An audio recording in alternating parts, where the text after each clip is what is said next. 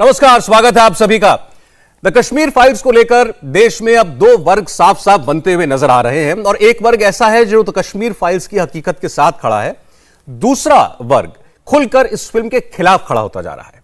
कोई इस फिल्म को फिक्शन कह रहा है, कोई आधा सच, कोई साजिश, लेकिन उस नफरत की कोई बात नहीं कर रहा जिसकी वजह से न जाने कितने कश्मीरी पंडितों के साथ हैवानियत हुई, बर्बरता हुई और जमीन जायदाद, कारोबार, घर बार सब कुछ रातों रात छोड़कर कश्मीर घाटी से भागना पड़ा। जिस वर्ग की हम बात कर रहे हैं उसमें बंगाल की मुख्यमंत्री ममता बनर्जी भी शामिल हो गई हैं, जिन्होंने कश्मीर फाइल्स को लेकर एक नया फरमान जारी किया कि सूबे में यह फिल्म टैक्स फ्री नहीं होगी, किसी को भी सिनेमा हॉल में जाकर यह फिल्म देखने की जरूरत नहीं है। उनका कहना है कि ऐसी फिल्में जानबूझकर बनाई जाती हैं ताकि नफरत फैले, हिंसा हो। यह बनावटी कहानी है, इसमें कोई सच्चाई नहीं है। और यह भी उन्होंने कहा कि बंगाल में माहौल बिगाड़ने की कोशिश न की जाए वरना अंजाम बुरा होगा। ना फिल्म देखी, ना कश्मीरी पंडितों के दर्द को महसूस किया, बस जजमेंट सुना दिया। जबकि उनके विरोधी बीजेपी के शुभेंदु अधिकारी वो तमाम बीजेपी विधायकों को साथ लेकर यह फिल्म देखने गए और उन्होंने पश्चिम बंगाल के हिंदुओं के लिए यह कहा कि जो हालात पश्चिम बंगाल में हैं अगर वही रहे तो फिर वो वक्त दूर नहीं कि द बंगाल फाइल्स बनाने के लिए तैयार रहना पड़ेगा। कांग्रेस पहले दिन से फिल्म को लेकर बयान जारी कर रही है। आज जयराम रमेश का बयान आया जिसमें उन्होंने इसे नफरत को उकसाने वाली फिल्म बताया और कहा कि सत्य, न्याय, पुनर्वास, सुलह और शांति की ओर ले जा सकता है, लेकिन प्रोपेगेंडा इतिहास के साथ छेड़छाड़ करता है, हिंसा को बढ़ावा देता है। सवाल यही है कि चाहे ममता बनर्जी हो, कांग्रेस के नेता हो, कश्मीरी पंडितों के दर्द की बात क्यों नहीं कर रहे? क्या किसी मजबूरी की वजह से फिल्म की हकीकत से जानबूझकर मुंह मोड़ा जा रहा है? हमारे साथ मेहमान जुड़ चुके हैं। बीजेपी के नेता शहजाद पूनावाला हमारे साथ हैं। शहजाद जी, स्वागत है आपका इंडिया टीवी पर।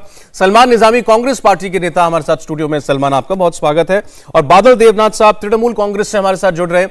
देवनाथ साहब, आपका भी बहुत स्वागत है, क्योंकि आज ममता बनर्जी ने भी इस विवाद में एक आहुति डाली अपने बयान से, तो इसलिए आज हम तृणमूल के मेहमान को भी आज हमने आमंत्रित किया है। मैं शहजाद लेकिन शुरुआत आपके साथ करना चाहता हूं। देखिए, पहले ये कहा जा रहा था, कुछ लोगों ने कहा कि भाई इस फिल्म में फैक्चुअल एरर्स हैं, जो चीजें सब दिखाई गई हैं वो सब ऐसा नहीं है कि हकीकत में हुई थी, और इसको डॉक्यूमेंट्री ना कहकर फीचर फिल्म है तो जाहिर है कि इसमें कुछ काल्पनिक चीजें भी। चलिए, ये एक बात थी, लेकिन अब तो इसे खुलकर प्रोपेगेंडा कहा जा रहा है। कांग्रेस पार्टी तो पहले दिन से कह रही थी और अब यह बात ममता बनर्जी भी कह रही है। देखिए सौरभ जी, पहले तो आपका बहुत बहुत धन्यवाद कि आपने मुझे आमंत्रित किया। मैं एक चीज़ बताना चाहता हूं कि हम लोग केवल एक फिल्म के बारे में नहीं बल्कि एक ऐसी घटना के बारे में बात कर रहे हैं जिसके बारे में 32 वर्षों तक किसी ने कोई बात नहीं की और उस सत्य को दबाए रखा। मैं कहता हूं कि कौन से तथ्य गलत है इस मूवी में। मैंने ये मूवी देखी है, मुझे पता नहीं जो बाकी के पैनलिस्ट हैं उन्होंने ये मूवी देखी है या नहीं देखी है, उनसे पूछेगा जरूर और वो बता दे कि कौन सी बात जो बताई गई है वो गलत है। क्या ये तथ्य नहीं है कि 84 से लेकर 89 तक राजीव गांधी जी प्रधानमंत्री थे और 86 से लेकर लगभग जनवरी 90 तक मुख्यमंत्री शेख फारूक अब्दुल्ला साहब थे, और उसी जमाने में चाहे वो टपलू साहब की हत्या हो, चाहे वो जस्टिस गांजू की हत्या हो, चाहे वो आतंकवाद का बढ़ावा हो, चाहे वो 70 आतंकियों को जो आईएसआई के द्वारा ट्रेंड थे उनको जुलाई से दिसंबर के बीच छोड़ा गया, ये हकीकत नहीं है क्या? ये भी हकीकत है कि उस समय पर बार बार जगमोहन जी जो उस समय गवर्नर थे और उनको कांग्रेस पार्टी ने गवर्नर बनाया था, आपको याद होगा पहले स्टिंट में जो 84 से लेकर जुलाई 89 तक गवर्नर थे उनको कांग्रेस पार्टी ने बनाया था, वो बार बार पत्र लिखकर कह रहे थे राजीव गांधी से कि देखिए राजीव जी यहां पर स्थितियां बिगड़ रही है। 88 में उन्होंने एक्शन की मांग की थी, परंतु राजीव गांधी ने इसलिए इग्नोर किया क्योंकि उनकी मित्रता थी फारूक अब्दुल्ला के साथ। और यह बात केवल जगमोहन जी की किताब में नहीं है बल्कि यह बात जस्टिस गांजू, नीलकांत गांजू जी जिनको मारा गया था, उनके सुपुत्र ने भी आज मीडिया में आकर यह बात कही है कि उस समय पर भी जब कार्रवाई की मांग की गई थी तो राजीव गांधी जी ने अपनी मित्रता को ऊपर रखा, ना कि इसको। मैं आखिरी बात कहना चाहता हूं, देखिए यहां पर दो पैनलिस्ट है, ये बोलेंगे पुनर्वास पुनर्वास पुनर्वास, रिहैबिलिटेशन, रीसेटलमेंट की बात करेंगे। मैं इनसे पूछना चाहता हूं क्या बिना रिपेंटेंस के, बिना पछतावे के पुनर्वास हो सकता है क्या? आज जब 370 हटाया जाता है या आज जब हम इस मूवी के बारे में बात करते हैं तो ये बोलते हैं कि नहीं नहीं 370 हटाना गलत था, ये बोलते हैं कि नहीं नहीं ये मूवी बनाना सांप्रदायिक है। सोचिए, रालीव सालीव गालिव जैसे नारे देकर कश्मीरी हिंदुओं को चिन्हित करके मारना सांप्रदायिक नहीं था, उनको नरसंहार करना और एक धार्मिक एजेंडे के तहत, इस्लामिक जिहादी एजेंडे के तहत उनका नरसंहार हुआ। मस्जिदों से नारे लगे कि निजाम मुस्तफा की चाह है, चाह है अल्लाह अकबर कहना होगा वरना जम्मू कश्मीर छोड़कर जाना होगा, और जाना है तो अपनी महिलाओं को छोड़कर चले जाओ। अल सफा बटे दफा ये सारे नारे लगे, ये सांप्रदायिक नहीं है, परंतु इस पर एक फिल्म बन जाती है तो वो फिल्म सांप्रदायिक कहलाई जाती है। ये किस प्रकार का तर्क है सौरभ जी? जी ठीक, मैं आपकी बात पहले बादल देवनाथ साहब के पास ले जाना चाहता हूं। मैं पहले क्लियर कर दूं, मैं क्योंकि इसमें बहस होती है इस विषय पर, तो सबसे पहले यही बात उठती है किसने फिल्म देखी नहीं देखी। जैसा भी शहजाद जी ने कहा, मैंने फिल्म नहीं देखी है, लेकिन मैं बार बार ये कहता हूं कि मैं कभी ये नहीं कहूंगा कि इस फिल्म को देखने के बाद अगर मुझे भी कुछ लगे कि इसमें कुछ खराब है तो मैं ये नहीं कह सकता फिल्म मत देखो। आप फिल्म देखने जाओ, अपनी ओपिनियन बनाओ, आपका अपना अपने विवेक से आप सोचिए फिल्म में जो दिखाया गया वो ठीक है कि नहीं है। लेकिन ये कहना कि फिल्म ना देखें, ममता बनर्जी कहती हैं कि जरूरत नहीं फिल्म देखने की, देवनाथ साहब आपके पैसे लेकर के फिल्में बनाई जाती हैं, प्रोपेगेंडा होता है। मुझे नहीं पता ममता जी ने पिक्चर देखी है कि नहीं देखी है, लेकिन फिल्म है एक, उसमें जो बात दिखाई गई है वो लोगों तक पहुंचे। Saurabh ji good evening. पहले मैं आपको कहना चाहता हूं, और पूनावाला जी का भाषण भी मैंने सुना और फिल्म भी मैंने देखा, और ममता दीदी ने बिल्कुल सही कहा, बंगाल में टैक्स फ्री नहीं होगा, टैक्स फ्री का कोई जरूरत नहीं है। इस फिल्म के कारण पूरे देश में एक हिंदू मुसलमान का ध्रुवीकरण करने का जो कोशिश, और 2024 में मोदी जी को जीतने का जो कुछ पहले से 2 साल पहले से शुरू हुआ, और इससे लिए पूरा देश में हिंदू मुसलमान को अलग करने का जो कोशिश कर रहा है भाजपा और विवेक ओबराय जो कोशिश का, मैं इनको निंदा करता हूं। क्योंकि कश्मीर फाइल, कश्मीर के पंडित के वो जो अत्याचार हुआ बिल्कुल सही है, मैं भी मानता हूं, पूरा देश भी मानता है। लेकिन 1990 से 2022 तक ना कांग्रेस गवर्नमेंट ना भाजपा गवर्नमेंट इन लोगों के लिए कुछ नहीं किया। कश्मीर पंडित वहां पर वापस जाए, क्या करे, उसका घर पहुंचा दिया जाए। आज तक Bhajpa government, central government, Congress government कुछ कश्मीर पंडित के लिए कुछ नहीं किया। लेकिन ये लोग विवेक ओबराय और भाजपा इसके लिए पूरा प्रोपेगेंडा, जहां पर इन लोगों का डबल इंजन सरकार है, जहां पर भाजपा का गवर्नमेंट, स्टेट गवर्नमेंट है और सेंट्रल गवर्नमेंट दोनों एक साथ चल रहा है, वहां पर टैक्स भी कर दिया। लेकिन बंगाल में जरूरत नहीं। मैं इन लोगों को, विवेक ओबराय को और भाजपा को मैं अनुरोध करूंगा, एक बार गोधरा फाइल के लिए, एक बार गोधरा के लिए पूरा फिल्म बनाइए, और दलितों के अत्याचार जो है उसके ऊपर फिल्म बनाए, जहां पर पूरे देश में जिसको बनाना है बनाए। देवनाथ साहब, मैं तो सहमत हूं आपकी बात से। देश में जितने भी ऐसे कांड हुए हैं, जहां जाने गई, दंगे हुए, उन सब पर फिल्में बननी चाहिए, उसका सच सामने आना चाहिए। कोई नहीं कहेगा आपसे कि आपने जो बातें कही वो फिल्में ना बने। आपने कहा टैक्स फ्री नहीं होगी, मत कीजिए साहब, आपकी सरकार है, आपका फैसला है, कोई नहीं कह रहा आप कीजिए टैक्स फ्री। लेकिन आपने कहा कि ध्रुवीकरण की कोशिश करने का काम है। विवेक अग्निहोत्री ने हिंदू मुसलमान के बीच नफरत फैलाने के लिए पिक्चर बनाई है। तो मुझे बताइए, आपने फिल्म, हाँ ठीक, आपने फिल्म देखी ना, आप मुझे बताइए क्या लगा आपको, जो आपको इस फिल्म में ऐसा क्या दिखा जिससे आपकी ये राय बनी? बिल्कुल आपने, मुझे बोलने का कोई जरूरत नहीं, आप एंकर है, आप शुरू से पहले आप खुद कहा फिल्म में जो कुछ दिखा है उसमें ऐसा कुछ है जो वास्तव में नहीं था, आपने खुद कहा एंकर। अरे सर, मैंने ये कहा है कि ऐसा लोग कह रहे थे, शुरुआत में लोग कहते थे कि फिल्म फैक्चुअल नहीं है, लेकिन अब कह रहे हैं प्रोपेगेंडा है। मैंने ये कहा, मैंने ये नहीं कहा कि इस फिल्म में कुछ गलत दिखाया गया है। मैंने फिल्म देखी नहीं है, मैंने फिल्म नहीं देखी, मैं तो आपसे पूछ रहा हूं, आपने पिक्चर देखी है ना, क्या खराब लगा उसमें? मैं आपको क्या कह रहा हूं, हाँ, आप एंकर है, आप शुरुआत में आपने क्या कहा? अरे सर, अभी रिवाइंड करके सुन लीजिएगा यूट्यूब पे। मैंने जो बोला था तब भी वही बोला था, अभी भी वही बोला है। मैंने कहा आरोप लगाने वाले ये कहते थे कि इस फिल्म फैक्चुअल नहीं है। आरोप तो आज भी लगा रहे हैं ना आप बताइए, पिक्चर देख क्या है, पिक्चर में क्या गलत है? देखिए, मैं आपको क्या कहा, कश्मीरी पंडितों का समाधान आज तक नहीं हुआ। अरे सर, कश्मीर का समाधान करने के लिए फिल्म नहीं बनाई गई है। 5 लाख कश्मीरी पंडितों के साथ जो हुआ वो दिखाने के लिए फिल्म बनाई गई है। कश्मीर का समाधान पिक्चर बना के नहीं होता है। जो फिल्म बना उनके ऊपर सहानुभूति, तो मैं तो बोल रहा हूँ, कश्मीर पंडित को दिक्कत क्या है? मैं जानते पूरा देश में मैं भी सहानुभूति, प्रॉब्लम क्या है फिर? उन लोगों के लिए तो कुछ करना चाहिए। प्रॉब्लम आपको फिल्म से प्रॉब्लम क्या है ये बताइए ना एक बार, मैं बार बार पूछ रहा हूं आपसे। देवनाथ साहब, मैं आखिरी बार आपसे पूछ रहा हूं, आप मेरी बात का जवाब नहीं दे रहे। आपने कहा फिल्म गलत है, फिल्म नफरत फैलाने वाली है, मुझे बताइए फिल्म में ऐसा क्या है? नहीं, आपको सर, आप जवाब देने के लिए आए हैं यहाँ पे, आपकी बात आ गई के नाम पर जैसे बंगाली के ऊपर अत्याचार चल रहा है, सामने लाखों बंगाली के ऊपर अत्याचार एनआरसी के नाम पर, सीए के नाम पर भाषा में अत्याचार हो रहा है, लेकिन उसके ऊपर कौन फाइल बनेगा? अरे बनाने वाले बनाए ना, जिसको कश्मीरी पंडितों का दर्द दिखाना था उसने उसके लिए फिल्म बना दी। किसी को बंगाल में कुछ दिखता है उसके ऊपर पिक्चर बनाए। आप ये मांग अपने प्रदेश में जाकर अपने फिल्म डायरेक्टर से कीजिए कि आप बनाइए पिक्चर। एक बात का जवाब नहीं दे रहे, बार बार पूछने के बावजूद कि इस फिल्म में गलत क्या है। एक बार नहीं बोले आप, एक बार नहीं बोले, लेकिन बार बार दे दिया सर्टिफिकेट, ये नफरत फैलाने के लिए, हिंदू मुसलमान के बीच खाई पैदा करने के लिए। अरे पिक्चर देख क्या है तो बताइए फिल्म में गलत क्या है, बात फैक्ट पर कीजिए करनी है तो। मैं आपको बोल रहा हूँ कि कश्मीर फाइल्स के बारे में हो, कोई भी विषय के ऊपर कोई भी डायरेक्टर फिल्म बना सकते हैं सर, इसमें कोई बुराई नहीं है। लेकिन बुराई तो वहां पर है जहां पर कश्मीर पंडित का समाधान आज तक कोई। अरे नहीं सर, आप छोड़िए, आप बिल्कुल ऐसी बात कर रहे हैं। कश्मीरी पंडित का समाधान करने के लिए, ये लोगों तक पहुंचाने के लिए फिल्म बनी। डायरेक्टर कहते हैं हम ये असलियत पहुंचाना चाहते थे, आप ले जाते हैं उसको किसने क्या कर दिया। हाँ, वो सवाल पूछे जाने चाहिए, लेकिन अभी विषय ये है कि आपको फिल्म से क्या दिक्कत है, क्यों चाहते हैं आपकी लोग ना देखें इस पिक्चर को। ललित अंबरदार जुड़े हुए हमारे साथ, कश्मीरी पंडित कम्युनिटी से आते हैं। ठीक है देवनाथ साहब, ठीक है, ठीक। ममता बनर्जी कह रही है फिल्म प्रोपोगेंडा के लिए है, फिक्शन है, टैक्स फ्री हम नहीं करेंगे, नफरत फैलाने के लिए पिक्चर है। सुनो सर, मैं देवनाथ साहब दूसरों को सुनिएगा जरा, आवाज दलित जी क्या है। मुझे माफ कीजिएगा, मुझे थोड़े से गले में तकलीफ है, मैं आप बोलिए, आराम से बोलिए। हाँ, उम्मीद करता हूं कि सुनेंगे ठीक से। देखिए ऐसा है, सन 47 से पहले से लेके जब मोपला कत्लेआम हुआ था ना, तो मोहनदास करमचंद गांधी ने इतनी इनसेंसिटिविटी दिखाई थी। जब हिंदुओं का कत्लेआम हो रहा था, फ्यूटसिस निकाले जा रहे थे, तो एनी बेसेंट ने इंटरवीन किया, डांटा मोहनदास करमचंद गांधी को कि आपको दिख नहीं रहा है कि हिंदुओं के साथ क्या हो रहा है, कभी अलग से जिक्र करेंगे।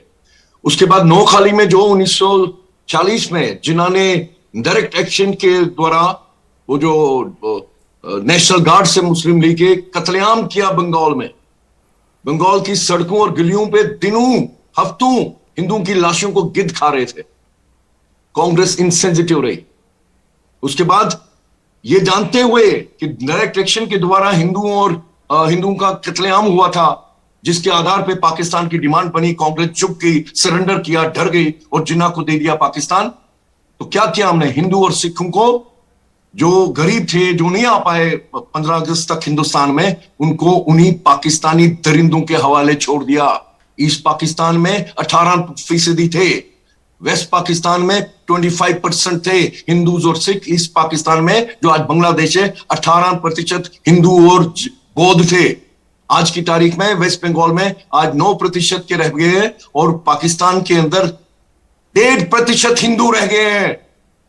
Hindu lives do not matter.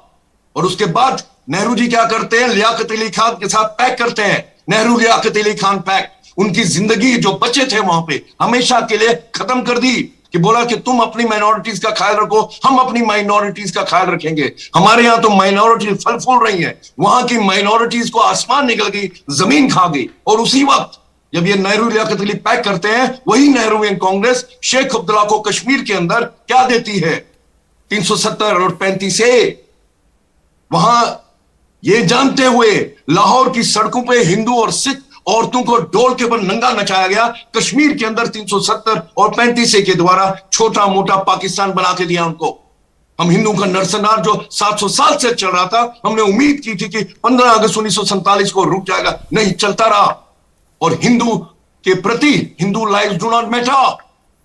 इनको बताना चाहता हूं, टीएमसी से बोल रहे हैं, आपके यहां पे जो शरणार्थी आए थे, हिंदू शरणार्थी ईस्ट पाकिस्तान से, याद है आपको, आप तक पॉलिटिकल पार्टी नहीं थे, शायद आप पैदा भी नहीं हुए थे। क्या किया था हमने उनको, मछुआरे थे सर वो पेशे से, उनको रिहेबिलिटेट किया। जो आजकल झारखंड है ना, झारखंड की पहाड़ियों पे सारे लोगों ने राजनीति की, कम्युनिस्ट ने बोला ये अत्याचार है। जब कम्युनिस्ट सरकार में आए, एक को नहीं लेके गए वहां से, उनमें से कई लोग वापस चले गए, ये देखते हुए कि हिंदुओं का हिंदुस्तान नहीं है जी। पाकिस्तान से जो शरणार्थी आए ना, वो भी कई वापस चले गए। मौत जाहिर है, यहां पे जिल्लत हो रही है। Hindu lives do not matter. और कश्मीर के अंदर बताना चाहता हूं, मुझे आपकी सहानुभूति नहीं चाहिए सर। आपके जो अभी वेस्ट बंगाल में जब इलेक्शन हो रहे थे, इन्हीं का एक लीडर मंच पे बोलता है हम हिंदुस्तान में इतने हैं, 3 पाकिस्तान बनाएंगे। किसी ने बोला, किसी ने रिएक्शन दी, न टीएमसी ने दी, न पूरे हिंदुस्तान में किसी की आवाज नहीं आई। इलेक्शन के बाद जो हिंदुओं का जिन्होंने बीजेपी को वोट दिया था, वो पोस्ट इलेक्शन राइट नहीं था।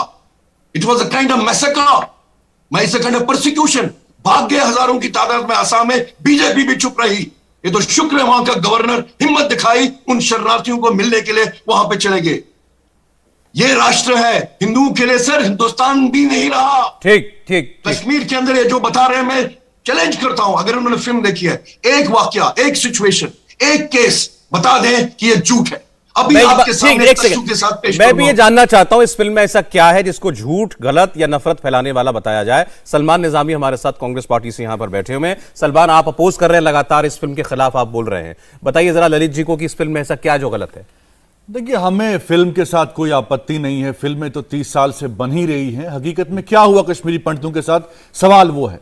और हैरानगी की बात यह है कि प्रधानमंत्री देश के इस फिल्म को प्रमोट कर रहे हैं। जिनको हकीकत मालूम है वो छुपा रहे हैं दुनिया से। और हकीकत यह है कि 1990 में जो हालात खराब हुए, मैं डिबेट में सुन रहा था, किसी ने अफगानिस्तान का नाम नहीं लिया, किसी ने पाकिस्तान का नाम नहीं लिया कि वो आतंकवादी कहां से आए थे। और सबसे पहला शख्स जो उस बंदूक का शिकार हुआ था वो कश्मीरी पंडित नहीं था, वो कश्मीरी मुसलमान यूसुफ वटाली था, यूसुफ हलवाई था। और वटाली साहब को उससे पहले अटैक हुआ था और वो बच गए। लेकिन अभी तक 30 सालों में कश्मीरी मुसलमान 16,000 से ज्यादा इस देश के लिए कुर्बान हुआ है। जहां हमारे जम्मू कश्मीर पुलिस के नौजवान, जवान, ऑफिसर अभी भी बंदूक का शिकार हो रहे हैं। सब किसी भी एनकाउंटर में जाइए, हिंदुस्तान की फौज पीछे होती है, जम्मू कश्मीर का वो जवान सामने होता है एनकाउंटर पे, पहले गोली खाता है, फिर देश का सैनिक गोली खाता है। और आप उनकी कुर्बानी को मानते ही नहीं है, शर्म की बात है। आप मुझे बताइए, दूसरी बात, आपने इंटरप्ट नहीं किया, आपने किसी को इंटरप्ट नहीं किया, मुझे कंप्लीट करनी चाहिए। मेरा कहने का मकसद यह है कि आपने पिक्चर में जो दिखाया बहुत अच्छा है। यह तो शर्म की बात है, आपको 30 साल पता ही नहीं चला कि 30 साल पहले क्या हुआ था कश्मीरी पंडितों के साथ। अब मैं भाजपा के नेताओं से पूछना चाहता हूं, आप 8 साल से सरकार में हैं, उस वक्त भी वीपी सिंह की सरकार थी, आप उसका समर्थन दे रहे थे। अडवाणी जी बैठे थे वीपी सिंह के साथ, उनको मालूम था कि कश्मीरी पंडितों के साथ, कश्मीरी मुसलमानों के साथ, कश्मीरी सिखों के साथ यह होने वाला है। आप खामोश था। आपका काम क्या था कि उनको सिक्योरिटी प्रोवाइड करना, ना कि उनको निकालना वहां से। 10,000 कश्मीरी पंडित अभी भी वहां रह रहा है। आपने आर्टिकल 370 भी हटा दिया। कितने कश्मीरी पंडित वापस गए? हमने जो पैकेज दिया था 16,000 करोड़ का पैकेज दिया था, इन्होंने कोई पैकेज दिया? इन्होंने क्या किया? क्या कोई रिलीफ दिया? जो रिलीफ दिया नहीं दिया, मैं इनसे पूछ लूंगा। बिजली काटी इन्होंने, मैं आपके सारे सवाल इनसे मैं पूछ लूंगा। मेरे छोटे छोटे सवालों का जवाब शॉर्ट में दीजिए। मतलब आपने कहा कि फिल्म में जो दिखाया ठीक दिखाया, भी आपने खुद बोला ठीक दिखाया। नहीं, मैं कह रहा हूं, मैं ये नहीं डिनाई कर रहा हूं कि कश्मीरी पंडितों के साथ ज्यादती नहीं हुई। मैं कह रहा हूं कि आपने सिखों की बात क्यों नहीं रखी वहां? मुसलमानों के साथ जो जुल्म हुआ वहां, अभी तक जुल्म हो रहा है, वो बात क्यों नहीं कह रहे आप? ठीक है, उन्होंने साइड पिक्चर क्यों दिखा रहे हैं और भाजपा को क्यों नहीं ब्लेम कर रहे? 5 लाख सरकार में थे, 5 लाख इसीलिए सलमान साहब, इसीलिए क्योंकि कश्मीरी पंडितों की नस्लें वहां से निकल आई।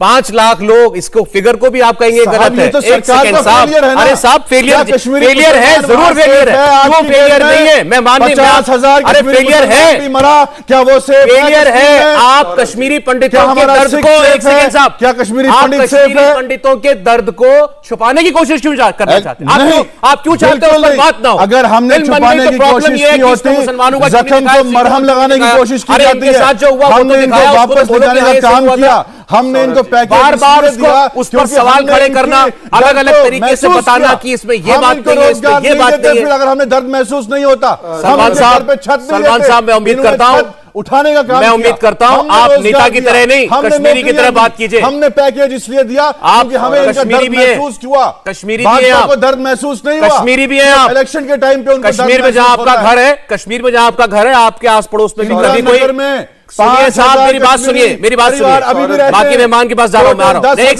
सेकंड, अभी भी रहते हैं। अरे सर, कितने निकले, गए कितने, ये क्यों नहीं बताते? अरे क्यों गए, क्यों निकाला उनको? अरे किसने निकाला? आप सिक्योरिटी, आपने फौज क्यों नहीं भेजी उस वक्त? किसने निकाला? सवाल ये, फौज क्यों नहीं भेजी? आप बताइए, निकाला किसने?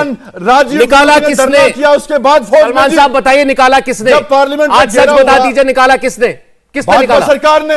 अरे जब किसने निकाला इनको वहां मारा? किसने? वहां जगमोहन ने किसने निकाला, मारा? भाजपा सरकार किसने ने मारा? मारा। किसने मारा? पाकिस्तान की बंदूक ने मारा, सिर्फ मुसलमान को पाकिस्तान भी की मारा, बंदूक सिख की को भी बात। मारा, शहजाद पूनावाला, को मारा। शहजाद पूनावाला। जब चलिए ठीक पार्लियामेंट चलिए आगे बात। मुझे एक एक करके जवाब देने एक दीजिए। मिनट, सौरभ जी, सलमान, मुझे सलमान। लगता है कि ये गंभीर चर्चा है, हिंदुस्तान तो मुझे की लगता है फौज कि क्यों एक नहीं दूसरे गया? की बातों को काटना नहीं चाहिए और चीखने चिल्लाने की जरूरत नहीं है। इतना ही चीखना चिल्लाना था तो जब आपका पड़ोसी कश्मीरी हिंदू मारा जा रहा था तब चीख कर उसकी जान 10,000 बचाने की अभी भी कोशिश रहते, करते हमने हैं। चलिए मुझे एक एक करके बात रखने दीजिए। मैं वहां से हूं। सौरभ चलिए जी, ठीक है। अच्छा हजारों सौरभ मिसालें जी, मैं दूंगा। सलमान जी, स्टूडियो में होने सलमान का जी, गलत फायदा मैं नहीं बोला उठाना है, आपके मुझे अपनी माफी बात से, मैं रखनी बोला वो तो नहीं बोले ना, उनको बोलने दीजिए। हाँ, अब मैं एक एक करके बात रखना चाहता हूँ। सौरभ जी, कितना अन्याय है। देखिए, मैंने कई सारी मूवीज हॉलोकॉस्ट पर देखी है। हॉलोकॉस्ट जो यूरोप में हुआ, जिसमें यहूदी मारे गए, शिंडलर्स लिस्ट, पियानिस्ट, बहुत सारी मूवीज बनी है। इसमें कोई भी नहीं कह सकता कि जब जर्मनी में नाजी राज था तो उन्होंने बहुत सारे नॉन यहूदी जर्मन्स को भी मारा, पर उसका मतलब यह नहीं था कि हॉलोकॉस्ट उन सबके खिलाफ हुआ।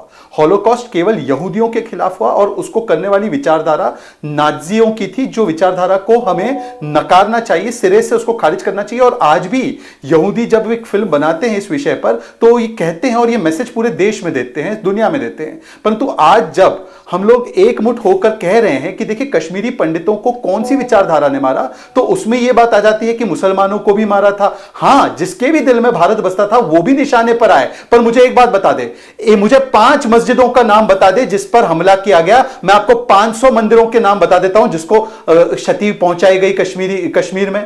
मुझे 500 परिवार बता दे मुसलमानों के जिनको पलायन करना पड़ा घाटी छोड़कर। मैं आपको 50,000 की सूची देता हूं कश्मीरी पंडितों की जिनको पलायन करना पड़ा उस समय पर। अगर मुसलमान, अगर बाकी के गैर हिंदू चिन्हित करके मारे जा रहे थे, सौरभ जी देखिए एक एक करके, सौरभ जी आपका डिबेट इस प्रकार से नहीं हो सकता। अगर तर्कों में दम है तो आवाज बढ़ाने की जरूरत नहीं है। सौरभ जी, अगर तर्कों में दम है तो आवाज ऊंची करने की जरूरत नहीं पड़ेगी और सच दबाने की कोशिश करने की जरूरत नहीं पड़ेगी। तो मैं भी नहीं बोलूंगा, उनको पूरा मौका मिलेगा, सच आ जाने दीजिए, उसके बाद वो अपनी बात रखे। ठीक है, अब मुझे एक बात बताइए सौरभ जी, एक एक करके मैं कुछ सवाल पूछ रहा हूं। सौरभ जी मुझे बता दे, अगर मुसलमान को चिन्हित करके मारा जा रहा था तो ये मुझे 500 मुसलमान परिवार बता दे जिन्होंने घाटी छोड़कर 1990 में घाटी छोड़कर वो भारत में कहीं और हिस्से पे चले गए। मैं आपको 50,000 की लिस्ट परिवारों की देता हूं जो कश्मीरी हिंदुओं के। पहली बात। दूसरी बात, सौरभ जी क्यों इस प्रकार से व्यवधान किया जा रहा है? सवालों का जवाब उनको सुन के भी दे सकते हैं ना सौरभ जी, व्यवधान क्यों किया जा रहा है? एक एक करके लिख कर रखे ना। अब दूसरी बात, सौरभ जी 1984 से लेकर जुलाई 1989 के बीच जगमोहन जी का पहला स्टेंट था गवर्नर के रूप में। कांग्रेस पार्टी ने बनाकर भेजा। अगर वो आरएसएस के आदमी थे, सांप्रदायिक व्यक्ति थे, तो कांग्रेस ने क्यों बनाकर भेजा? और उसी समय पर वो राजीव गांधी को पत्र लिख रहे थे 88 से ही कि हालात बिगड़ रहे हैं, क्यों कार्रवाई नहीं की गई? एक एक करके सर सौरभ जी क्यों इस प्रकार से? मेरी बात तो हो जाने दीजिए, मेरी बात कंप्लीट कर रहा हूं मैं। उसके बाद मुझे बताइए कि 84 से 89 ये प्रधानमंत्री थे, 86 से 89 मुख्यमंत्री थे, उनकी कोई जिम्मेदारी नहीं। हालात बिगड़ते रहे, टप्लू साहब मारे गए, गंजू साहब मारे गए, कोई कार्रवाई नहीं की गई, आतंकवादी छोड़े गए। परंतु एक दिन में 19 जनवरी 1990 में सब कुछ हो गया और जो व्यक्ति 21 जनवरी को गवर्नर के रूप में दूसरी बार आता है वो उसके लिए जिम्मेदार है। ठीक है, ये किस प्रकार का तर्क है? ठीक है, तीसरी बात, सौरभ जी तीसरी बात, छोटी सी बात, तीसरी बात, अगर इनके दिल में इतना ही पछतावा है, एक सेकंड सर सौरभ जी, मैं तथ्यों के आधार पर बात रख रहा हूं, मैं चीख नहीं रहा हूं। अगर इनके दिल में इतना ही दर्द है, ये बोलते हैं कि 32 वर्ष क्यों लग गए, क्यों आपने बताया 8 वर्ष में क्या किया? मैं आपको बताता हूं 8 वर्ष में क्या किया। जहां पर उनका पुनर्वास करना है, क्या ललित अंबरदार भेड़ बकरी है कि उसको ऐसे ही ले जाएंगे वापस? और ललित अंबरदार का रीसेटलमेंट करना है तो ललित अंबरदार के लिए पहले हमें वो माहौल बनाना पड़ेगा कि जिसमें ललित अंबरदार जिस सोच ने उसको मारा था, आपकी बात आ गई,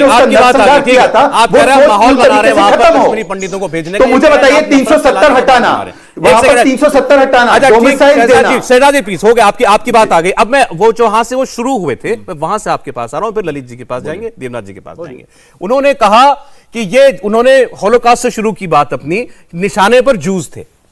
उसमें ऐसा नहीं है कि बाकी जो जर्मन्स थे या और लोग थे और धर्मों के लोग थे उनको नहीं मारा, नाजी सोच वालों ने मारा क्योंकि वो उनके खिलाफ थे, लेकिन निशाने पर था जू, यहूदी। कश्मीर के अंदर जो इनके साथ हुआ अंबरदार जी की कम्युनिटी के साथ, निशाने पर था इनका धर्म, इनके धर्म के लोग, देखिए इनकी एथनिसिटी के लोग। ये मानना पड़ेगा आपको। क्या महात्मा गांधी मुसलमान थे? गॉडसे ने उन्हें कत्ल क्यों किया? आप क्यों ट्रैक, आप मुद्दे पर क्यों नहीं बात कीजिएगा?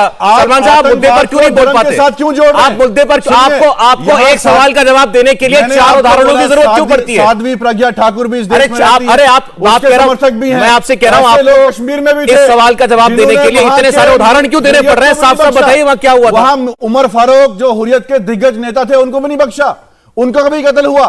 आप ये मुझे क्या नैरेटिव धर्म के आधार पर, धर्म के आधार पर हुआ, उनके साथ नहीं हुआ। नहीं, मैं कह रहा हूं उनके साथ धर्म के आधार पर हुआ नहीं हुआ। आप देखिए नंबर देखिए ना, अगर कश्मीरी पंडित मरा 250, 300, 400, उससे ज्यादा कश्मीरी मुसलमान भी तो मरा ना, सिख भी मरा ना। आप क्यों नहीं एक ही कम्युनिटी के पीछे पड़े? मैं कह रहा हूं आपको, क्योंकि इनकी कम्युनिटी का नामो निशान खत्म कर दिया आप लोगों ने कश्मीर के अंदर से, इसीलिए बोल रहे हैं। वो तो कौन रोक रहा है? मैं कह रहा हूं कि ललित अंबरदार, ललित अंबरदार, तो कम सुनिए, कौन रोक रहा है? मैं मुंह नहीं खोलना चाहता बताता था। ये शख्स जो अभी कांग्रेस का बना हुआ ना, किसने रोका? ये शख्स जो अभी कांग्रेस का बना दोगला सवाल सरकार पे होना चाहिए। हाँ, होना चाहिए। एक सवाल, इनके भी सवाल सुनने पड़ेंगे। सलमान सुनिएगा, पूरी टाइमलाइन दिखाइए पुरानी, इनका क्या रवैया था भारत के प्रति, ये वो बोल रहा है आज। Shameless man. आपने क्या किया? इनकी टाइमलाइन खोलिए पुरानी सोशल मीडिया की, क्या बोलते थे भारत और भारतीय अर्ध सेना के बारे में, और ये बानिहाल में रहते हैं, इनको मालूम है कश्मीर में क्या हुआ?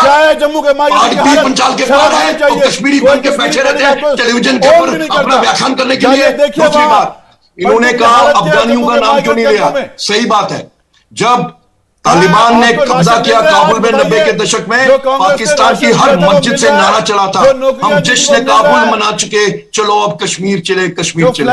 कश्मीर में जो हुआ है, कहां अरे रहे? लेके क्यों नहीं गए इनको अपने साथ? आप फिजूल बातें बता रहे हैं कि राशन मिल रहा है। एक आदमी का घर उजाड़ के उसको उसके घर से बेदखल कर दिया, आज उसको कह रहे हैं हम तुम्हें राशन दे रहे हैं और कह रहे हैं वहां वापस ले जाइए। तालिबान जब कश्मीर आए तो कहां रहे? कश्मीरी मुसलमानों के घरों में रहे, कोई उन्होंने गैर नहीं बनाया था वहां पे। कश्मीरी मुसलमानों के घरों में अभी भी रहते हैं। एक अनुपम खेर अमेरिका में रहता है, देखें वो जब मार के जाते हैं, हमला करके जाते हैं, न वो आसमान से टपकते हैं, न जमीन में खो जाते हैं, एक पड़ोस से निकलते हैं, दूसरे पड़ोस में रहते हैं। सलीम टाइगर जहादी जिसने अमरनाथ यात्रा के ऊपर हमला किया था, बताऊं उसको, वो हर दिन एक कश्मीरी मुसलमान घर में रहता था, लोकल औरत के साथ रहता था, दूसरे दिन दूसरे के साथ रहता था, तीसरे दिन पता क्या हुआ? जब तीसरी औरत के पास गया, सलमान, आप हमारे साथ डिबेट में आगे भी है, ये नहीं रहेंगे। इनकी बात खामोशी से 30 सेकंड केवल मैं सुनाना चाहता हूं दर्शकों को। ललित जी बोले, मेरी रिक्वेस्ट है, बाकी कोई ना। मुद्दे पे भरे ना, पर्सनल क्यों? मुद्दे पे आप भी नहीं आ रहे थे, बोलिए बात करो। क्या किसने बोलिए ललित जी? Personal attack? आप बीच में नहीं। सलीम टाइगर जहादी, पाकिस्तानी जहादी, कश्मीर के अंदर जब मारा गया ना, उसने अमरनाथ यात्रा पर हमला किया था। जब वो मारा गया, जानते हैं कैसे मारा गया?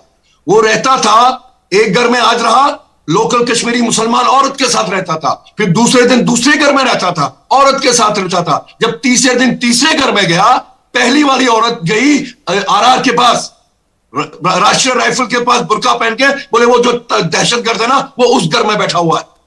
पुलिस ने गिरा दिया, मार दिया वहीं पे। इनके घरों में रहते वहां पे और कहते हैं हमारे साथ क्या हुआ? और जिस हुर्रियत के लोग मारे गए ना, लोन का, ये जो सजाद लोन का जब बाप Abdul Ghani loan ISI agent, वो पाकिस्तानी एजेंट, बदल बदलू कांग्रेस से नेशनल कॉन्फ्रेंस से सेपरेटिस्ट। किसी एक फिल्म को लेकर अभी हाल फिलहाल के दिनों में या बरसों में इतना बड़ा विवाद हुआ हो, आपने नहीं देखा होगा, जैसा कि द कश्मीर फाइल्स नाम की फिल्म के बाद हो रहा है। तमाम पार्टियां बीजेपी के खिलाफ में जो खड़ी हैं, कश्मीर की तमाम पार्टियां, वो सब इस फिल्म के खिलाफ है। उनका कहना है इस फिल्म में जो दिखाया गया है वो झूठ दिखाया गया है, फिल्म कश्मीरी पंडितों के नाम पर बनाई गई, लेकिन ये फिल्म नफरत फैला रही है।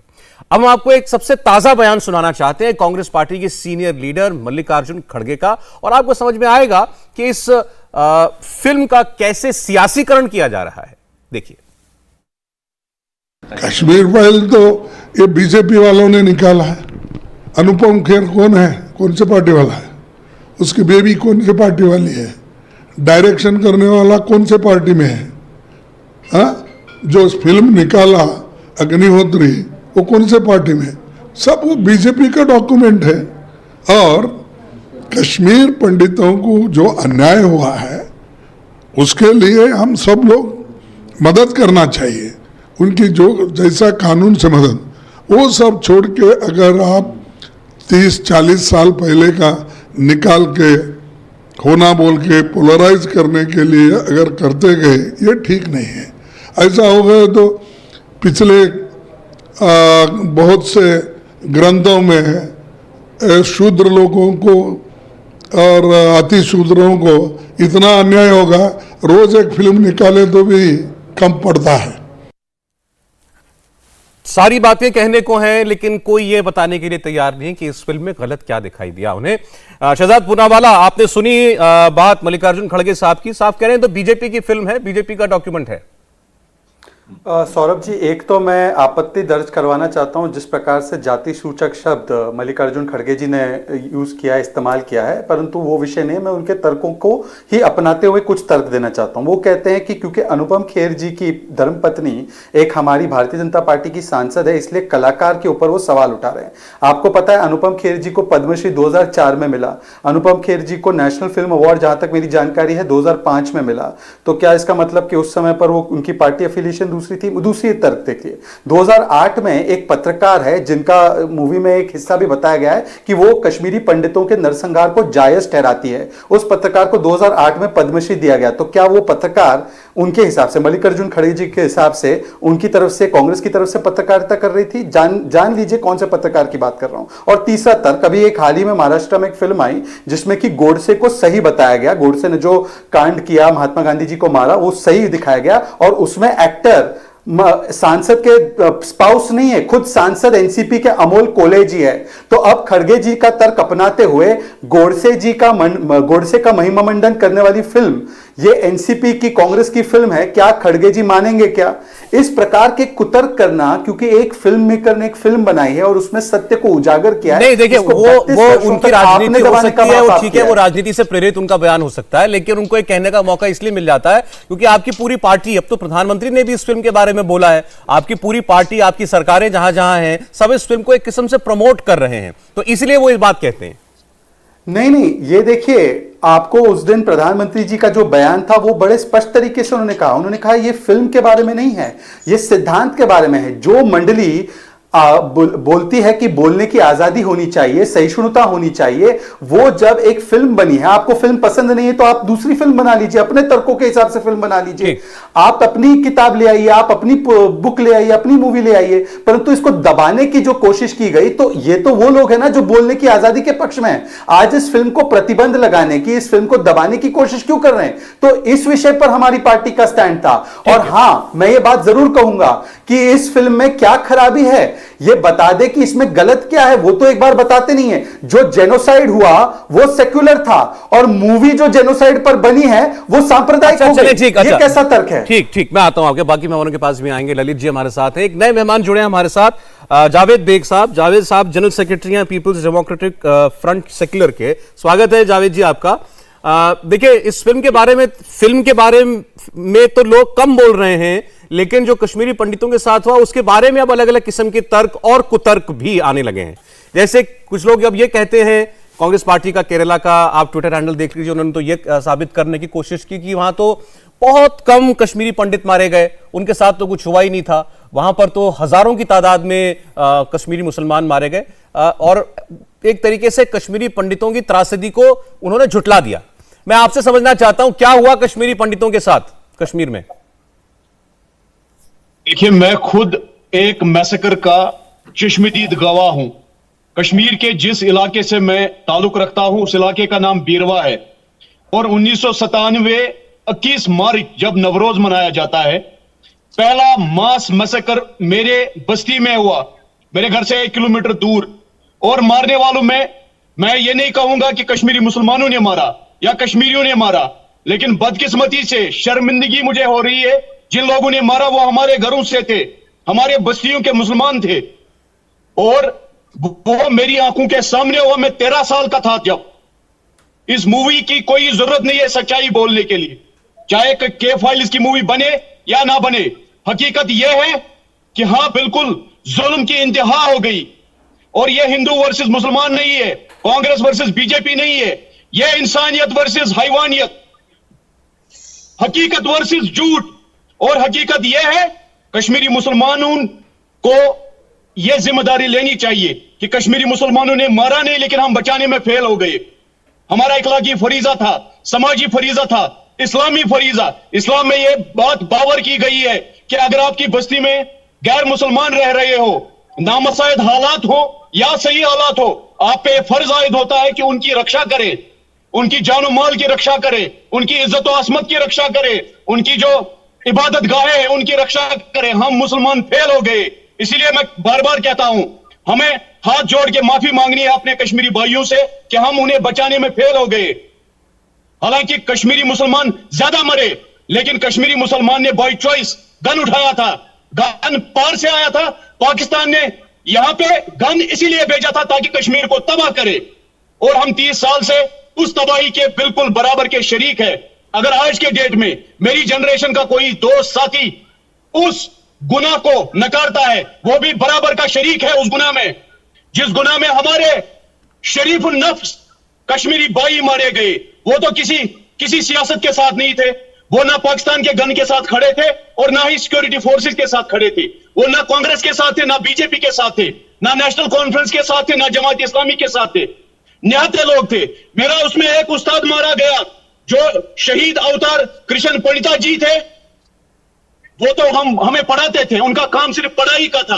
रात के गुप्त अंधेरे में हमारी बस्ती के लोग, जिनमें कुछ आज भी जिंदा है, शर्मिंदा होता हूं मैं उनका नाम लेते हुए, उन्होंने गरीब बेसहारा पंडितों को मारा।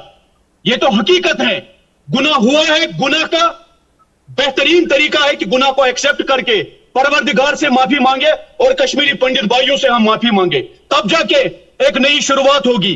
रिकंसिलिएशन का पहला स्टेप है, जो कश्मीरी मुसलमान है, जो बड़ा भाई है, मां कश्मीर का बड़ा बेटा है, वो अपने छोटे भाई से माफी मांगे, क्योंकि हम फेल हुए। बोलिए सलमान, भी तो कश्मीर से हैं। देखिए, जो इन्होंने कहा, मैंने उसको पहले भी डिनाई नहीं किया कि कश्मीरी पंडितों के साथ जो हुआ वो गलत हुआ, हमें खेद है उससे, लेकिन इस पर राजनीति क्यों हो रही है? प्रधानमंत्री का क्या है एक फिल्म के साथ? प्रधानमंत्री पे सवाल होने चाहिए कि साहब, आप सरकार में 8 साल, उस वक्त भी आप सरकार में थे, आप पे जिम्मेदारी आयद होती है, उस वक्त भी आपको हिंदुस्तान की फौज को वहां रातों रात भेजना चाहिए उनको प्रोटेक्शन देने के लिए। ये तो सवाल उन नेताओं पे होने चाहिए, अडवाणी जी पे होने चाहिए।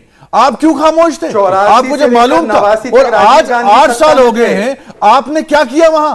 आपने बोला 370 हटेगा, आतंकवाद कश्मीर में खत्म होगा, हम कश्मीरी पंडितों को वहां ले जाएंगे। कोई ना पैकेज दिया, ना नौकरी दी, ना रोजगार दिया। उल्टा जब जम्मू के माइग्रेंट कैंपों में जाइए, वहां उनकी हालत देखिए, उनकी बिजली काटी गई, उनका राशन बंद कर दिया गया, उनको जो कंपनसेशन हमने दिया था वो रोक दिया गया, कोई पैकेज नहीं दिया, ना वापस कोई गया। आज वहां का मुसलमान हो, सिख हो और ईसाई हो या कश्मीरी पंडित हो, कोई भी सुरक्षित कश्मीर में आज नहीं है। सलमान साहब, मैं शहजाद जी आ जाऊंगा। मैं चाहता हूं जावेद बेग साहब ने जो बातें कही हैं उस पर एक बार खुल के और ईमानदारी से हम लोग बात करें। उन्होंने ये कहा, और मैंने ऐसा बोलने वाले कश्मीर से आने वाले बहुत कम लोग देखे हैं, जो बात इन्होंने कही। सलमान साहब, आप ही से पूछ रहा हूं बड़े सम्मान के साथ। उनका कहना है कश्मीर के मुसलमानों को कश्मीरी पंडितों से माफी मांगनी चाहिए, गुनाह हुआ, जुल्म हुआ उनके साथ, उन्हें नहीं बचा पाए, इसी बात की माफी मांग लें।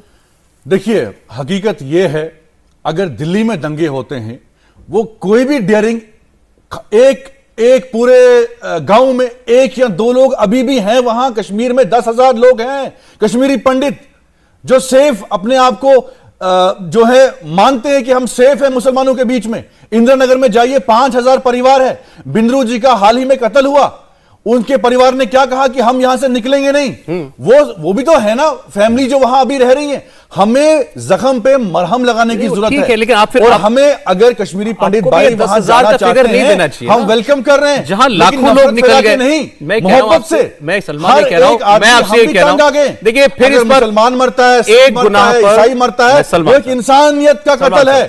मैं कह रहा हूं, जिस भी मुसलमान का इसमें हाथ है, एक लास्ट पॉइंट, जिस भी कश्मीरी मुसलमान का इसमें हाथ है, इस्लाम कहता है कि बेकसूर इंसान का कत्ल करने वाला इंसान नहीं हो सकता, मुसलमान नहीं हो सकता, उसके खिलाफ सख्त से सख्त कार्रवाई होनी चाहिए। लेकिन आप ये नहीं कह सकते कि हर कश्मीरी आतंकवादी है, हर कश्मीरी ने कत्ल किया है कश्मीरी पंडित का, ये कोई कहता भी नहीं है। ललित जी, शहजाद जी, उनके बाद ललित जी।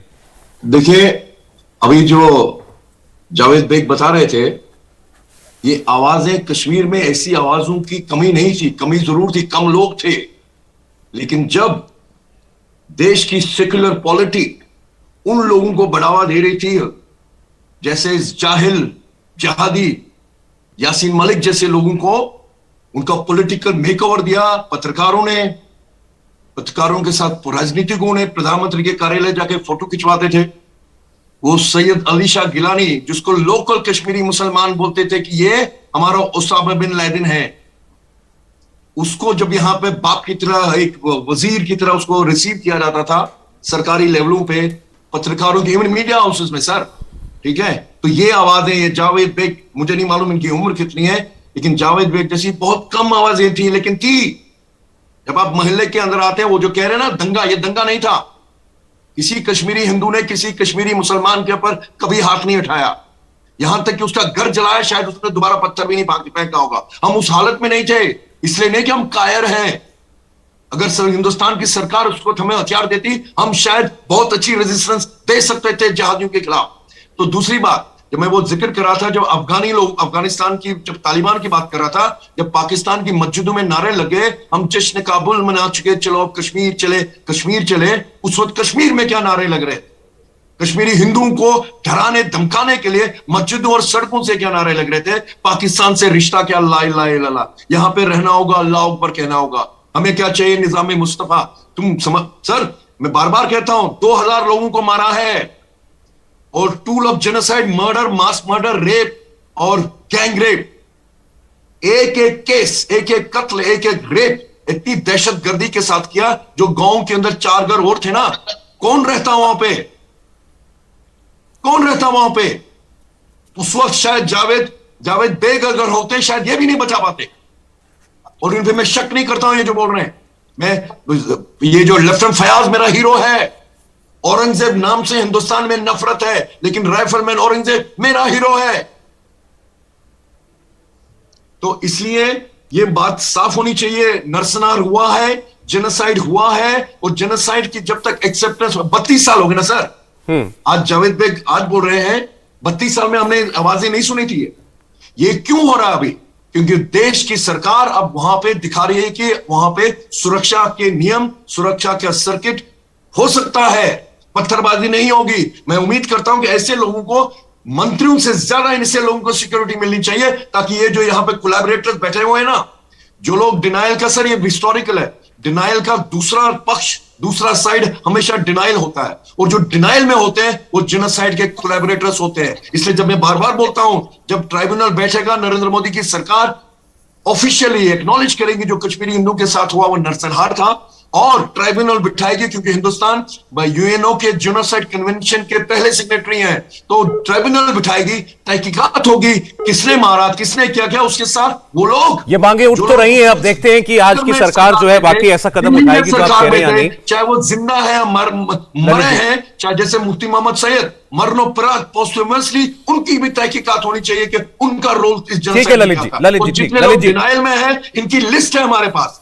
नहीं, मैं आपकी इस बात से सहमत हूं। डिनाइल में इनकी लिस्ट है, ये चर्चाएं होने में, ये बातें हम लोग जो आज कर रहे हैं, इसमें 32 साल का वक्त हमें लग गया। ठीक है, उस वक्त शायद ऐसा इलेक्ट्रॉनिक मीडिया नहीं था कि आप लोग खुल करके ऐसी बातें करने का कोई माध्यम ढूंढ पाते। आज लेकिन कम से कम हो रही है बात, ये तो इसका क्रेडिट इस फिल्म को तो जाता है, इतना तो जाता ही है कि हम बात कर रहे हैं। सर एक मिनट, हाँ एक मिनट, बोले। अभी जो कांग्रेस नेता बोल रहे थे ना 32 साल, ये सुप्रीम कोर्ट, ये काले कोर्ट वालों ने भी बोला 32-27 साल हो गए, 3 साल पहले बोला था, 27 साल हो गए, कहां आप सबूत ढूंढेंगे, है ना? इनको बताना चाहता हूं, यही वजह है कांग्रेस की मानसिकता, लाखों करोड़ों हिंदू और सिखों को पाकिस्तानी दरिंदों के हवाले छोड़ दिया।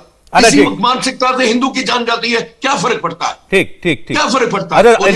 इरफान हफीज लोन साहब भी हमारे साथ हैं। शहजाद, मुझे उनका एक कमेंट लेने दें, फिर मैं आऊंगा आपके पास। मेरा सवाल उन्हीं से, अगर 10 सेकंड आप मुझे दे देते। अरे बोले। देखिए सौरभ जी, बहुत सारी बातें हो रही है कि हमने 8 वर्षों में क्या किया, जिन्होंने 24 वर्षों में कुछ नहीं किया। मैं गिनवा सकता हूं 370 पैते से डोमिसाइल कितना बड़ा है, हमने वहां का भत्ता उनके लिए जो हमने उनके लिए व्यवस्था, उनकी जमीन वापस लेने के लिए, वो सारी चीजें गिनवा सकता हूं। पर छोड़ दीजिए इसको। मेरा सवाल हाफिज लोन से सिर्फ इतना है, मूलतः क्यों वहां से ललित अंबरदार जी को जाना पड़ा? क्योंकि एक सोच, जिहादी सोच थी। ये एक लिंचिंग हो जाती है तो पूरा हिंदू टेरर का लेबल लगा दिया जाता है, हिंदू लिंचर है ये लेबल लगा दिया जाता है। आज हाफिज लोन अपने दिल पर हाथ रखते हुए कहे कि जो कश्मीरी पंडितों का नरसंहार हुआ वो इस्लामिक जिहाद था, और बी आज हाफिज लोन हाथ रखे दिल पर और कहे कि बुरहान वानी एक आतंकवादी है और बुरहान वानी को आर्मी ने मारा, ये सही किया। अगर वो अपनी ये सोच दिखाते हैं तब तो मैं ललित अंबरदार से कह सकता हूं कि देखिए ललित अंबरदार, वो केवल एक घर का टुकड़ा नहीं, जमीन का टुकड़ा नहीं, सोच भी बदली है, हम वहां पे आपको ले जा सकते हैं। तो हाफिज लोन जी, 2 सवाल है मेरे, क्या आप इसको इस्लामिक जिहाद मानते हैं नरसंहार को? और दूसरा, बुरहान वानी आतंकवादी है और उसको सही आर्मी ने मारा, ये बोलिए। लोन साहब, आवाज नहीं आ रही आपकी, एक बार जरा चेक करें, म्यूट तो नहीं है आपका सिस्टम। नहीं, हम नहीं सुन पा, लोन साहब नहीं सुन पा रहे हैं आपको। एक बार अनम्यूट कीजिएगा जरा, देखें कहीं वहीं से तो नहीं है, हमारे एंड से तो प्रॉब्लम नहीं लग रही। जी सुन पा रहे हैं आप? अब सुन पा रहे हैं जी, बोले जी। क्या प्रश्न आप पूछ रहे हैं? नहीं, अभी आपसे शहजाद पूनावाला आपसे बात करना चाह रहे थे, उन्होंने आपसे 2 सवाल पूछे हैं। बीजेपी के प्रवक्ता हैं शहजाद पूनावाला, वो कह रहे हैं कि इरफान हफीज लोन, क्या वो ये बात मानते हैं कि जो कश्मीरी पंडितों के साथ हुआ वो इस्लामिक जिहाद का नतीजा था? और क्या आज आप ये मानेंगे कि बुरहान वानी एक टेररिस्ट था और इंडियन आर्मी ने उसको मारकर ठीक काम किया? देखिए, सबसे पहले मैं ये कहूंगा कि शहजाद साहब जो है, इनका कोई नैतिक अधिकार नहीं बनता है ऐसे प्रश्न पूछने का। अगर आपको याद होगा, कल तक ये किसी एक सोच के थे और जिसका ये आज विरोध करते हैं, कल इसके ही पक्ष में थे। तो इसलिए इनका कोई मॉरल राइट नहीं बनता ऐसे प्रश्न पूछने का। जहां तक जिस विषय पे हम चर्चा कर रहे हैं, आप अपना ईमान करते रहोगे, वो पॉलिटिकल पार्टी क्यों नहीं बदलना? बैन है क्या हिंदुस्तान में? हिंदुस्तान में पार्टियां बदलना बैन है क्या? ये कौन सजा है उसके लिए क्या? बैन है क्या? ये कौन बीच में आते हैं? इनको मैं हमेशा कहता हूं, इनको चिकित्सा की जरूरत है जो ये बीच में बोल रहे हैं। इनको एक अच्छे डॉक्टर की जरूरत है। ये सारे आप कश्मीरी पंडित भाई हमें रोज कहते हैं, देखिए ये शैतान कहते हैं, मुझे कश्मीरी पंडित भाई कहते हैं ये कहता है ये सेल्फ स्टाइल लीडर बन गया हमारा। दिखाइए उनको, कहते हैं, वो कहते हैं हम इसको जानते भी नहीं ये कौन बंदा है। और ये आके रट्टा लगा के, कुछ रट्टा लगा के, बस यही इसने सीखा है रोज। चलिए, अच्छा ठीक है, आप एक काम कीजिए ना लोन साहब, आप इनके ये जो बातें कहते हैं, ये जो दावा करते हैं, आप उसको गलत प्रूफ कीजिए ना। इन पर पर्सनल अटैक करने से क्या हासिल होगा? आप बता, ये कहते हैं कैसी दरिंदगी हुई कश्मीरी पंडितों के साथ, आप बता दीजिए नहीं हुई तो। जी, मैं यही कहना चाहता हूं, अर्ज कर रहा हूं कि मैंने इससे पहले भी आपको कहा कि कश्मीर में हमेशा मानवता का कत्ल हुआ है। मेरे कश्मीरी पंडित भाई इसके शिकार हुए, मैं मुसलमान समुदाय के जो थे वो भी इसके शिकार हुए। आप सुनिए मेरी बात, आप आरोप प्रत्यारोप, इस्लामिक जिहाद था ना? कुछ लोग ये कहते हैं, आप देखिए ना, सुनिए मेरी बात। कश्मीर में एक ऐसी बात चल रही है कि आतंकवादी था हो गए, जगमान साहब या कुछ लोगों ने इनको इशारा दिया कि आप कश्मीर को छोड़ दो ताकि हम कश्मीर में नरसंहार कर देंगे। ऐसा भी आप बताओ सौरभ जी, कैसे ले जाए कश्मीरी पंडितों को घर अगर ऐसे लोग हो? ये मानना है कि एक ही रात में 2 ही दिन में ये कैसे सरकार की मर्जी के बिना संभव था। तो उसके बाद जो नरसंहार हुआ, वो कहते हैं देखो जी, उनको कहा गया कि हम मुसलमानों को मार देंगे, नरसंहार करेंगे और उसके बाद आप वापस आइए, आप थोड़ी देर के लिए जम्मू चले जाइए। हम उन लोगों को भी कहते हैं कि ऐसे अफवाहों पे आप यकीन ना रखें कश्मीर में। और इसी तरीके से दिल्ली में जो ये आप जहर उगल रहे हैं लोग, उनसे भी गुजारिश करते हैं ये मत उगलिए। एक ऐसा माहौल, लोन साहब देखो, ऐसा लोन साहब आपसे कुछ दिन पहले भी बात हो रही थी, 2 दिन पहले। देखिए, आप जब तक आप सच को स्वीकार करेंगे नहीं, ये कैसे भरोसा करेंगे आप पर? ये कैसे वापस जाएंगे? क्या सच? बिल्कुल सच मैं बता रहा हूं सच क्या है, मैं बता रहा हूं आपको सच क्या है सर। लोन साहब, और गलत हो तो आप बोले, अगर मैं ये गलत दावा है तो आप बोलिएगा ये गलत दावा है। आप इतना बता दीजिए, आप ये नहीं मानते कि कश्मीरी पंडितों को, आदमी औरत बच्चा बुजुर्ग सबको इनके धर्म की वजह से कश्मीर में मारा गया और इनके धर्म की वजह से इनको वहां से खदेड़ा गया, इतनी बात? ना ना, देखिए अगर ऐसी बात होती 99% मुसलमान समुदाय नहीं फिर मरता। मेरे बाप को फिर ना 99% तो ये निकल गए वहां से, 99% तो ये वहां से निकल गए ना, बाकी तो वही है। ये तो बाबा जरा रिसर्च करिए ना, आप इतने बड़े आप बोले क्या गलत बात है इसमें? क्या गलत बात है इसमें? आपको मुसलमान कितने निकले भागे यहाँ से कश्मीर में? जो कितने भागे बताइए, बताइए, आप बताओ, आपके पास फिगर है, आप बताइए। ये तो कहते हैं हम 5 लाख लोग भागे, आप बताइए कितने भागे बाकी? पाकिस्तान की गोली से भी मारे गए, पता है आपको? अरे आप मुझे इस बात का जवाब नहीं दे पा रहे कि इनको मारा क्यों गया था। मुझे एक इस बात को स्वीकार कीजिए, ये कश्मीरी पंडित थे, हिंदू थे, इसलिए इनको मारा गया। आपकी उम्र इतनी कम नहीं है कि आपको ना मालूम हो कि वहां पर क्या नारे लगते थे। चलिए, मैं नहीं था वहां पर। ये सारे लोग झूठ बोलते हैं, क्या ये सब लोग झूठ बोलते हैं कि वहां मस्जिदों से क्या नारे लगाए जाते थे? और मस्जिद का इस्तेमाल करने का क्या मतलब है नारे लगाने के लिए? और एक रात में पूरे कश्मीर की मस्जिदों में नारे लग गए, एक रात में पूरी कश्मीर की मस्जिदों में नारे कैसे लग गए? जिसको हिंदुस्तान में रहना, हिंदू बन के रहो, वो आपका भी मानना है फिर क्या? अरे भाई मुझे बताइए ना, आप कहां हो रहा है ये, कहां हो रहा है ये, कहां ऐसे मंदिरों से नारे लग रहे हैं? खामखा एक वेट मत कीजिए, खामखा एक बैलेंस करने के लिए कहीं नहीं हो रहा ऐसा। आरएसएस मैं सोच के कभी परेशान हो जाता हूं। मैं देखिए, मैं अब हम लोग इसमें बिल्कुल चीखा चिल्ली नहीं पढ़ना चाहते। एक सेकंड साहब, मैं सलमान जी से बात करता हूं। मैं आप बता दीजिए ये दावा गलत है जो कहते हैं कि 19 जनवरी 1990 को मस्जिदों से नारे लगे थे, और जो नारे लगे थे वो भी रिपीट कर रहा हूं, बोलूंगा तो ये बता देंगे ये सही है या नहीं है। देखिए, आई विटनेस जो है वहां के लोकल, आप अपने चैनल में जाइए, वहां देखिए, उनका इंटरव्यू लीजिए, वहां के मुसलमान भी और वहां के पंडित भी और वहां के सिख भी। छत्तीस सिंह पुरा को हमें भूलना नहीं चाहिए। मेरे सवाल, हमें महजूर नगर में जो सिखों का कत्ल हुआ उसको भी नहीं भूलना चाहिए। सवाल का जवाब दीजिए। और वहां नारे लगे थे, नहीं मैं कह रहा हूं, आप क्लीन चिट क्यों दे रहे पाकिस्तान को? मैं नहीं दे रहा। नारे लगे, आतंकवादी आया अफगानिस्तान से, पाकिस्तान से, उसको क्या मालूम क्या बोलना? तो एक कश्मीरी जो उन्होंने गिन के, वो सुरक्षित नहीं था वहां। मैं देखिए बार-बार आप इसको नारे तो लगे, मैं वहां डिनाई कर रहा हूं, मैं कह रहा हूं आप इतना कोऑर्डिनेटेड काम एक रात में पूरे कश्मीर की मस्जिदों में नारे लगवा दिए। साहब ने सही कहा, यहां भी जय श्री राम के नारे लगते हर जगह मुसलमानों का कत्ल होता है। ना साहब, यहां भी लिंचिंग होती है। ये गॉडसे ने महात्मा गांधी को कत्ल कर दिया। इक्विवेलेंस ढूंढकर एक्सट्रीमिज्म, ये फॉल्स इक्विवेलेंस ढूंढ रहे हैं आप। वो हर जगह है ये सर, ये वायरस जबरदस्ती बैलेंस करने की कोशिश कर रहे हैं। जो गलत हुआ उसको गलत कहिए सलमान साहब। एक धर्म को टारगेट करते हैं और दूसरे आपने डिनाई नहीं किया, आपने डिनाई नहीं किया कि मस्जिदों से नारे लगे। मैं क्यों, मैं तो कैसे लग गए मस्जिद से नारे? मैं कह रहा हूं आतंकवादियों ने लगाए मस्जिदों से नारे। हर मस्जिद के अंदर आतंकवादी था।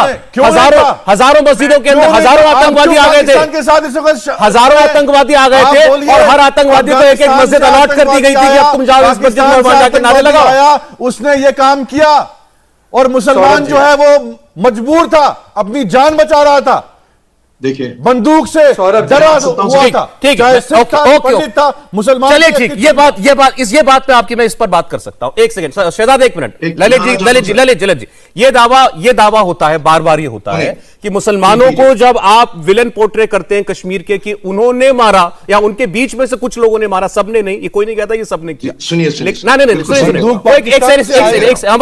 तो ये कहते हैं, सुनिए ललित जी, बात सुनिएगा पूरी। एक तो ये कहते हैं कि वो मारने वाले सब आतंकवादी टेररिस्ट पाकिस्तान से आए थे, और दूसरा बचा क्यों नहीं पाए? क्योंकि सब लोग को अपनी जिंदगी प्यारी थी, सब लोग डरे हुए थे अपनी जान के लिए। बिल्कुल। सबसे पहले तो जो आपने नहीं पूछा, ये जो अफगानिस्तान में जो जिहाद चल रही है वहां कौन किसको मार रहा है? जब तालिबान, जो हिंदुस्तान के मुसलमानों ने, कश्मीर के लीडरां ने, महबूबा मुफ्ती, शेख फारूक अब्दुल्ला ने वेलकम किया कि अच्छी शरीयत लागू कीजिए वहां पे, वहां कौन भाग रहा है? मुसलमान भाग रहा है। हवाई जहाजों के पहियों के साथ लटक के गए 16 साल का एक फुटबॉलर, वो दुनिया का बेहतरीन फुटबॉलर बन सकता था, वो क्यों भागा वहां से? गिर गया, नीचे मर गया। तो क्या सब अफगानी जो है तालिबानी है? लड़ रही है क्या? सब अफगानी तालिबानी है? यहाँ के लोग कहते हैं, आप तो एडमिट कर रहे हैं मेरी बात को। मैं यही कह रहा हूं, हर दूसरी कश्मीरी बात- मुसलमान आतंकवादी नहीं यार, है। ये इसको नहीं बोले है। यार, चुप मैं सर, तो यही मैं- कह रहा मैं बोलूं हूं, कि नहीं हर बोलूं? अफगानिस्तानी जो है वो तालिबानी नहीं कोई है। नहीं कह रहा सबको, हमारे दिल्ली में भी कोई सबको नहीं अफगानी- कह रहा है, लेकिन जो लोग कहते हैं कि सिर्फ पाकिस्तानी टेररिस्ट ने मारा, वो बात भी गलत है। थे वहां पर ऐसे लोग कश्मीरी मुसलमानों के बीच में मैं सर जिन्होंने बोलूं- मारा इनको। मैं बोलूं, बोलिए। ये जो एक नंबर पीछे रुकिएगा, प्लीज रोकिएगा नहीं, ये जो अफगानी और पाकिस्तानी आते थे, कहां रहते थे? कश्मीरी मुसलमानों के घरों में रहते थे ना, अभी भी रहते हैं। गाजी बाबा कहां रहता था? यहां मस्तुगुल कहां रहता था, जिसको आप लोग बोलते हो दुनिया भर में ये ड्रामा बजाते हो कि वहां पे ये सूफीज्म है। सूफीज्म की सबसे बड़ी श्राइन सरारे शरीफ जला दी गई मस्तगुल को बचाने के लिए, और कश्मीरी मुस्लिम औरतों ने गाने गाए मस्तगुल। अब आपने admit भी सुनाता हूं, किया। सरार बनिए सरारे मस्तगुल शरीफ कहते श्राइन जो है वो जलाई गई। मस्तगुल अभी कह रहे थे, कब दोबारा एक मिलेगा भी उनको? दिखाइए दूसरी बात, मस्जिद या यासीन कोई- मलिक क्या कोई पाकिस्तानी ऐसी है? जगह जो जलाई यासीन गई मलिक हो। पाकिस्तानी है। आप तो खुद फारूक अखबार- अहमद डार पाकिस्तानी आप तो फंस गए है। आप। डॉक्टर गुरु पाकिस्तानी था। ये सब जो लोग हैं ना, मैं ये जो कह रहा हूं ना, फरेबी करने 16,000 वाली बात हैं है, ऐसे कश्मीरी एक तो मुसलमान पाकिस्तानी थे जो इस देश वहां पे के तो लिए शहीद हो गए। कश्मीर में था, उनकी आप- लेकिन कश्मीर उनके- मुसलमान के घर में अच्छा, रहता अच्छा, था। उनको समय- आप काउंट ही मस्जिदों नहीं से करते। नारे की बात समय कर कम रहे रह थे, गया है। मैं मस्जिदों एक से कमेंट नारे एक लगा- बार हमारे साथ फिर से फराज भी था, जावेद उसको बेग जुड़ गए। जब शहजाद जी, मैं आपका एक शॉर्ट कमेंट जवान दूंगा, भी थे। एक मिनट, ठीक, चलिए ठीक। उसमें मुझे जावेद बेग जावेद बेग साहब, समय कम है, बोलिए, शॉर्ट में बोलिएगा। मुझे बताइए कि आज कश्मीर में ऐसे हालात हैं कि कोई जो वो कश्मीरी पंडित जो छोड़ करके गए वो वापस अपने घरों को जा सके, और क्या उनके घर उनको कभी वापस मिल सकते हैं?